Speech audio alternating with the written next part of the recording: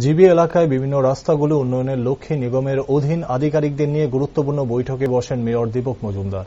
পরবর্তীতে সাংবাদিকদের মুখোমুখি হয়ে মেয়র বলেন, মূলত জিবি বাজার থেকে আইটিআই পর্যন্ত রাস্তা প্রশস্তের কাজ চলছে, যার মূল উদ্দেশ্য হল জিবি বাজারে যানজট মুক্ত করা। ফলে গত 5ই মে আগরতলা পৌর নিগমের বিভিন্ন সরকারি আধিকারিকদের উক্ত রাস্তার কাজ পরিদর্শনে গিয়েছিলেন এবং বেশ কিছু সমস্যার সম্মুখীন হয়েছিলেন তারা।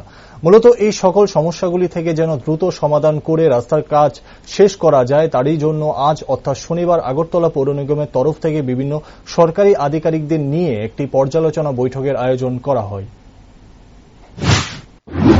আমরা জানেন গতকালকে আমরা জিবি বাজার, সংলগ্ন বাজার এবং জিবি থেকে 7 টিলা ওইদিকে এসডি চমনি অব্দি এবং জিবি থেকে আইটিআই অব্দি আমাদের রাস্তা প্রশস্ত কাজ শুরু হয়েছে। যানজট মুক্ত করা মিলিত আগরতলা শহরকে সুন্দর যানজট মুক্ত করার যে চেষ্টা, স্মার্ট সিটি এবং পূর্ত দপ্তর, আগরতলা পৌর নিগম একসাথে কাজ শুরু করেছে।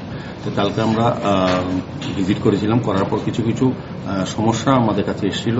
আজকে ওই এলাকার বিধানসভা, এই মন্ডলে যারা কর্পোরেটররা আছেন বিধানসভা, তাদেরকে ডাকা হয়েছে। এমএসি মেম্বার আছেন, এখানে জোনালের চেয়ারম্যান আছেন, আমাদের এডিশনাল কমিশনার আছেন এবং বিভিন্ন দপ্তর, বিশেষ করে যারা কাজটা করছেন পূর্ত দপ্তরের সুপারিনটেন্ডেন্ট ইঞ্জিনিয়ার সহ এক্সিকিউটিভ ইঞ্জিনিয়াররা ত্রিপুরা রাজ্য সরকারের এবং এসপি ট্রাফিক, এসডিএম সদর সহ আমাদের বিভিন্ন এক্সিকিউটিভ ইঞ্জিনিয়ার, বিভিন্ন দপ্তরে আমাদের পাওয়ার এবং পিডব্লিউডি এবং সার্ভে টিম, এসডিএম অফিস থেকে সদর মহকুমা প্রশাসন এবং আগরতলা পৌর নিগম যৌথভাবে উচ্চ পর্যায়ের একটা আলোচনা সভা ডাকা হয়েছে আর্জেন্টলি, যে কাজটা যাতে কোথাও বাধাপ্রাপ্ত নয়, যারা বাধাপ্রাপ্ত করবে তাদের বিরুদ্ধে আইনগত ব্যবস্থা গ্রহণ করা।